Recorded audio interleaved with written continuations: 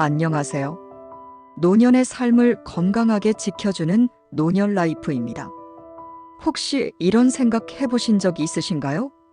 몸 씻는 게 뭐 그렇게 중요하겠어? 하지만 의외로 죽음을 부를 수도 있는 위생 사각지대가 있습니다. 지금부터 말씀드릴 5가지 부위는 단순히 깨끗이 하자는 수준의 이야기가 아닙니다. 생명까지 위협받을 수 있습니다.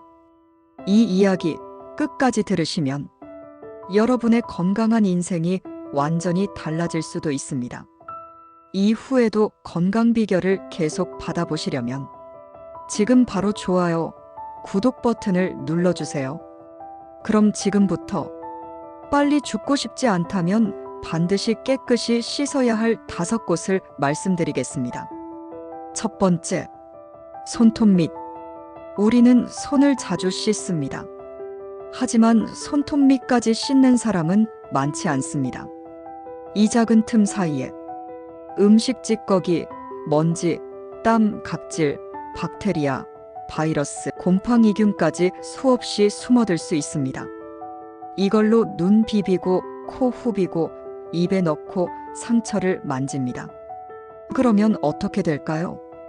식중독, 결막염, 피부염, 장염, 감기, 심하면 감염성 질환으로 병원행입니다.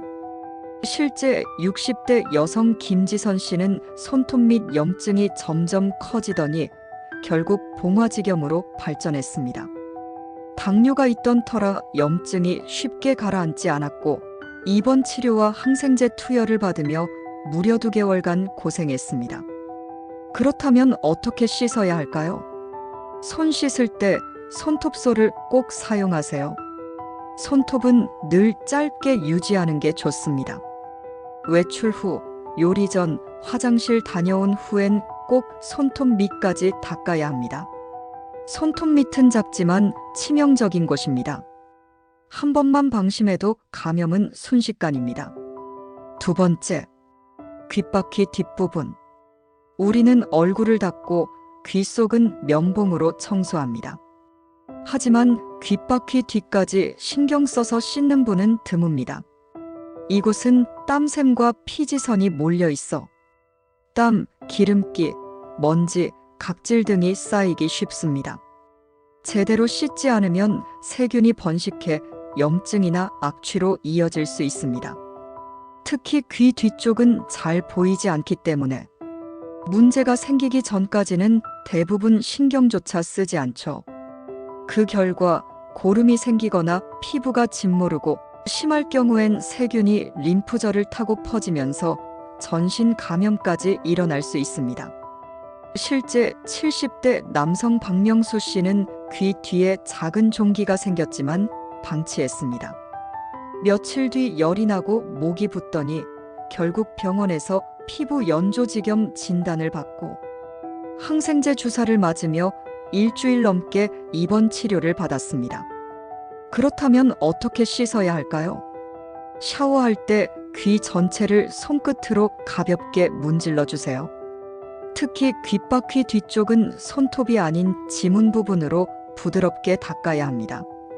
샤워 후에는 수건으로 귀 뒤까지 완전히 말리는 것도 매우 중요합니다. 귀 뒤는 보이지 않지만 위험한 사각지대입니다. 냄새로 시작해 감염으로 끝날 수 있는 부위인 만큼 매일 관리가 필수입니다. 세 번째, 배꼽. 배꼽은 겉으로 보면 작고 평범한 주름 같지만 사실은 우리 몸의 작은 구멍이자 세균의 블랙홀입니다.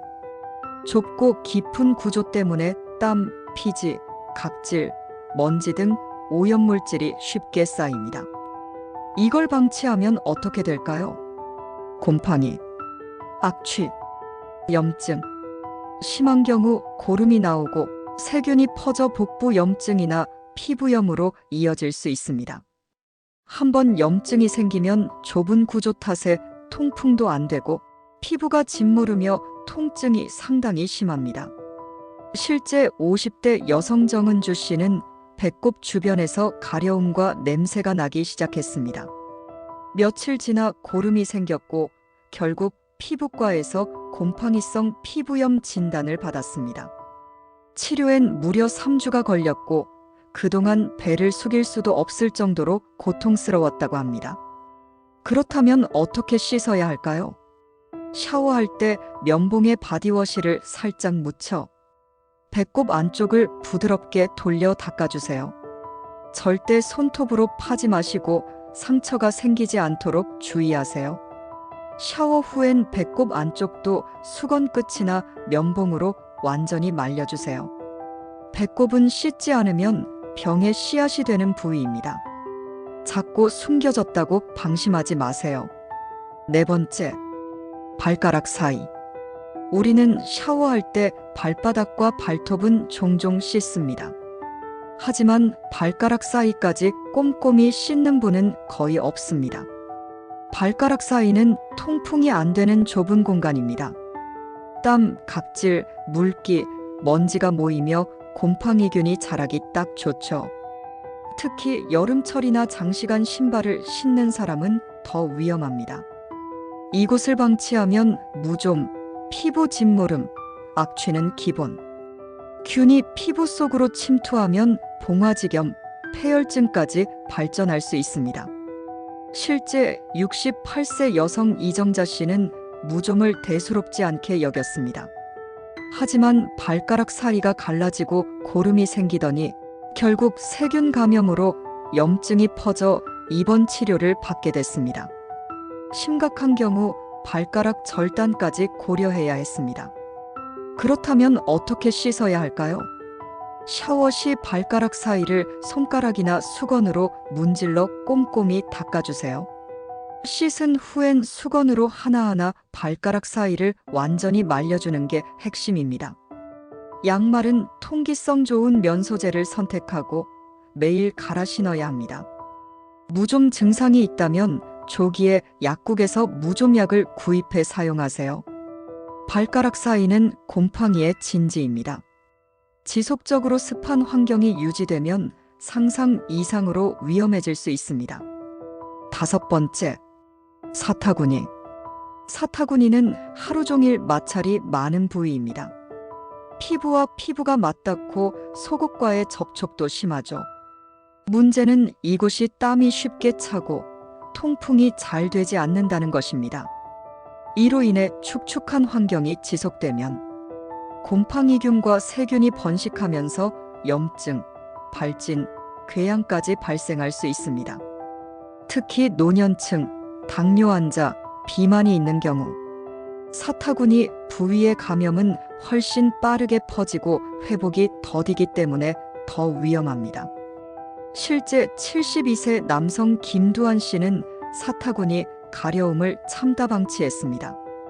결국 피부가 붉게 부어오르고 진물이 나기 시작했고 병원에선 피부 연조직 감염과 곰팡이성 피부염을 동시에 진단받았습니다.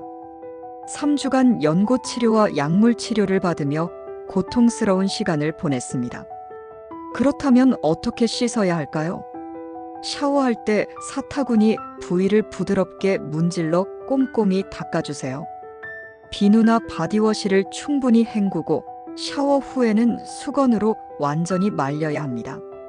땀이 많다면 베이비 파우더나 항균 파우더를 사용하는 것도 좋습니다. 속옷은 땀 흡수가 잘 되고 통풍이 되는 면 소재를 선택하세요. 사타구니는 말 못할 감염의 시작점입니다. 피부염이 심해질 경우 걷는 것조차 힘들 수 있습니다. 지금부터라도 깨끗하게, 건조하게 관리하세요. 사소해 보이는 이 5곳이 실제로 수많은 질병의 시작점이자 당신의 건강을 서서히 무너뜨리는 지점이기도 합니다. 씻는 건 단순한 청결이 아닙니다. 매일 반복되는 그 작은 습관이 당신의 건강 수명을 연장시킬 수도 반대로 단축시킬 수도 있습니다. 이 영상이 마음에 드셨다면 지금 바로 좋아요와 구독 버튼을 눌러주세요. 지금까지 노년라이프였습니다. 당신의 건강한 내일을 응원합니다.